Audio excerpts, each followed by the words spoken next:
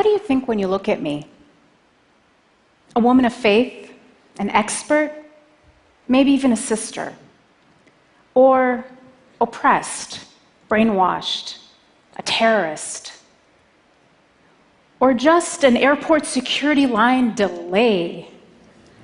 That one's actually true. If some of your perceptions were negative, I don't really blame you. That's just how the media has been portraying people who look like me. One study found that 80% of news coverage about Islam and Muslims is negative. And studies show that Americans say that most don't know a Muslim. I guess people don't talk to their Uber drivers. Well, for those of you who've never met a Muslim, it's great to meet you. Let me tell you who I am. I'm a mom, a coffee lover, double espresso, cream on the side. I'm an introvert. I'm a wannabe fitness fanatic, and I'm a practicing spiritual Muslim. But not like Lady Gaga says, because baby, I wasn't born this way. It was a choice. When I was 17, I decided to come out. No, not as a gay person like some of my friends, but as a Muslim, and decided to start wearing the hijab, my head covering. My feminist friends were aghast. Why are you oppressing yourself?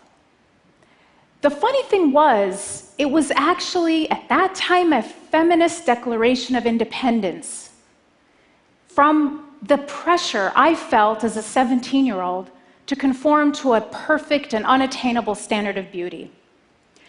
I didn't just passively accept the faith of my parents.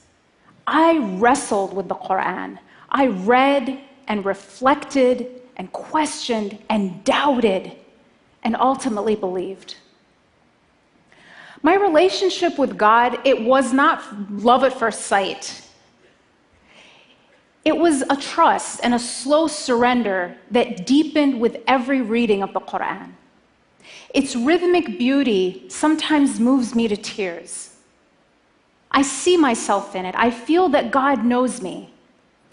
Have you ever felt like someone sees you, completely understands you, and yet loves you anyway?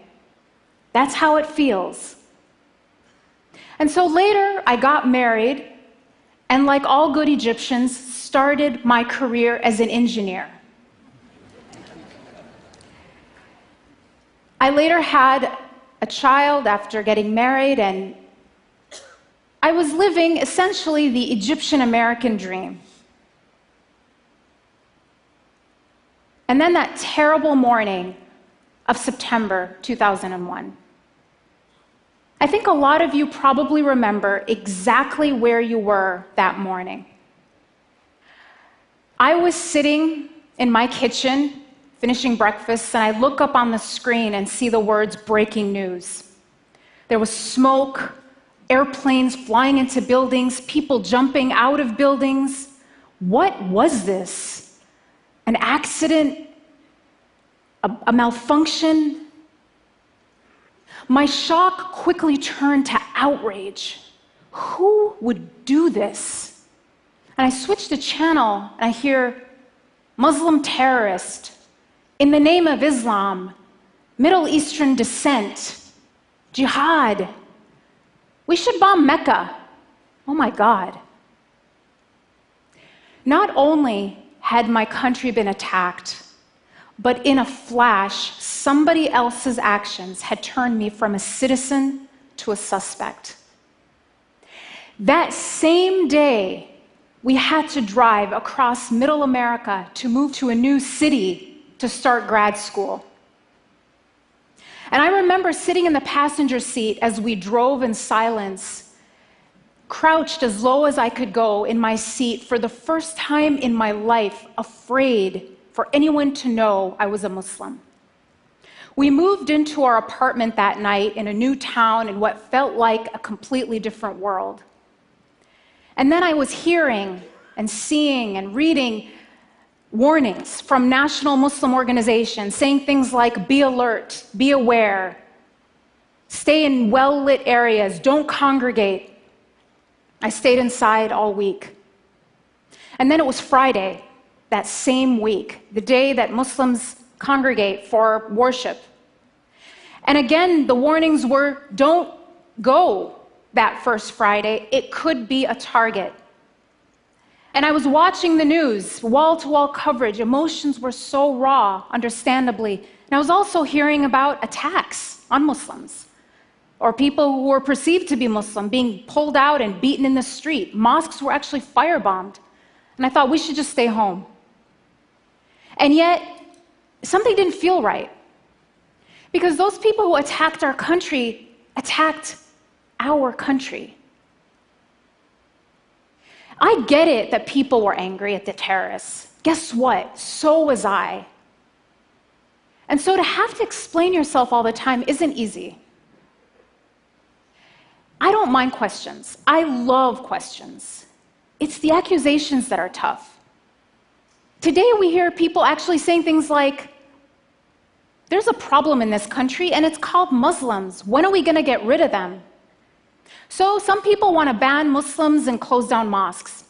They talk about my community kind of like we're a tumor in the body of America.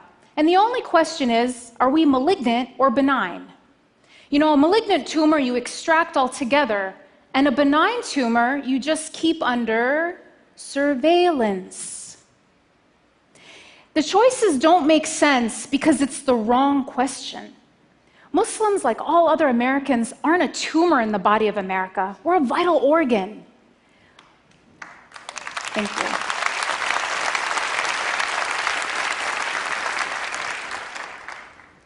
Muslims are inventors and teachers, first responders and Olympic athletes.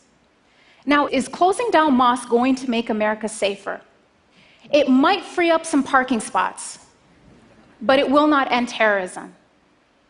Going to a mosque regularly is actually linked to having more tolerant views of people of other faiths and greater civic engagement. And as one police chief in the Washington, D.C. area recently told me, people don't actually get radicalized at mosques. They get radicalized in their basement or bedroom in front of a computer. And what you find about the radicalization process is it starts online, but the first thing that happens is the person gets cut off from their community, from even their family, so that the extremist group can brainwash them into believing that they, the terrorists, are the true Muslims, and everyone else who abhors their behavior and ideology are sellouts or apostates. So if we want to prevent radicalization, we have to keep people going to the mosque. Now, some will still argue Islam is a violent religion. After all, a group like ISIS bases its brutality on the Quran. Now, as a Muslim, as a mother, as a human being, I think we need to do everything we can to stop a group like ISIS. But we would be giving into their narrative if we cast them as representatives of a faith of 1.6 billion people. Thank you. ISIS has as much to do with Islam as the Ku Klux Klan has to do with Christianity.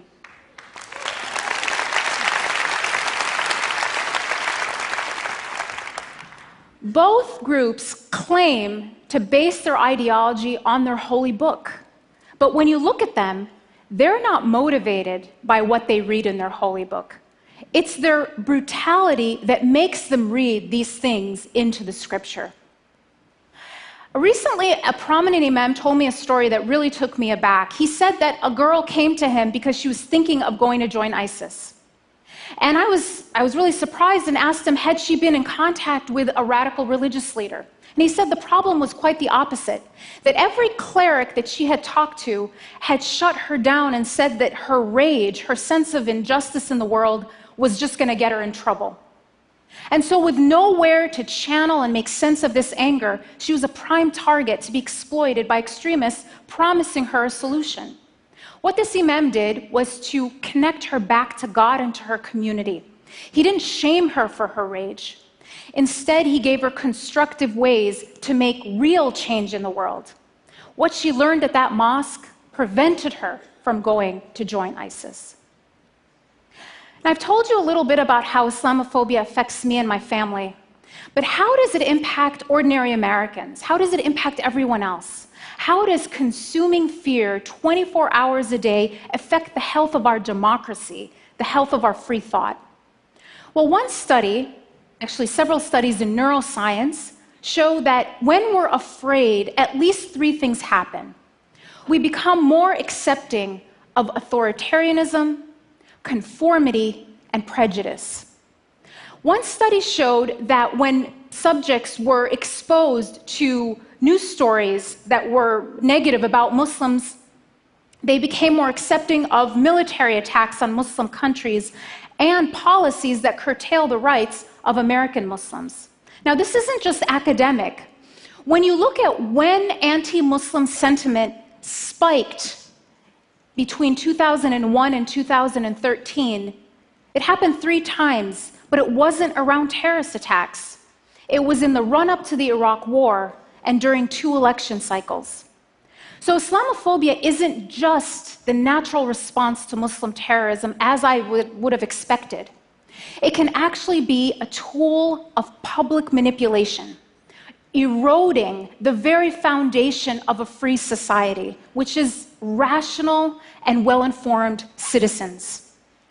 Muslims are like canaries in the coal mine. We might be the first to feel it, but the toxic air of fear is harming us all.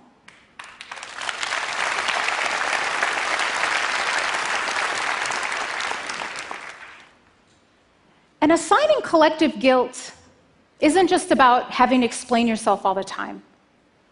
Dia and his wife, Yusr, were a young married couple living in Chapel Hill, North Carolina, where they both went to school. Dia was an athlete, and he was in dental school, talented, promising.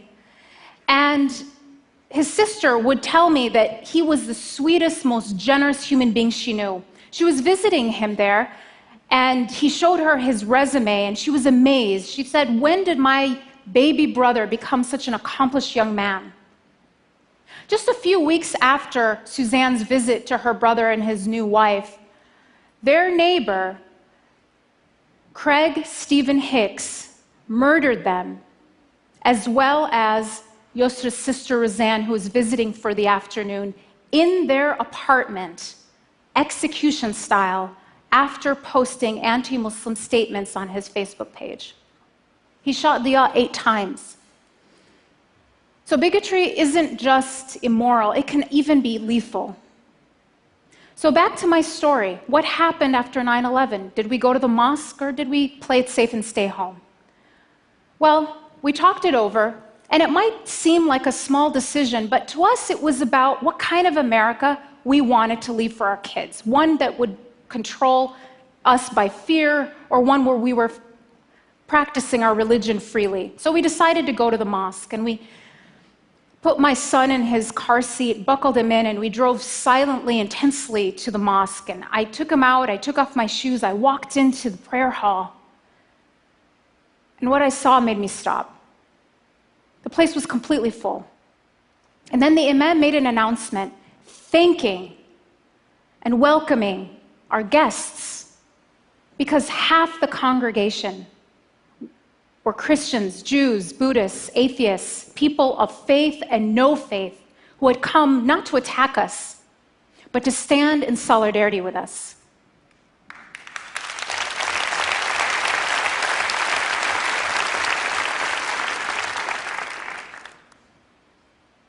I just break down at this time.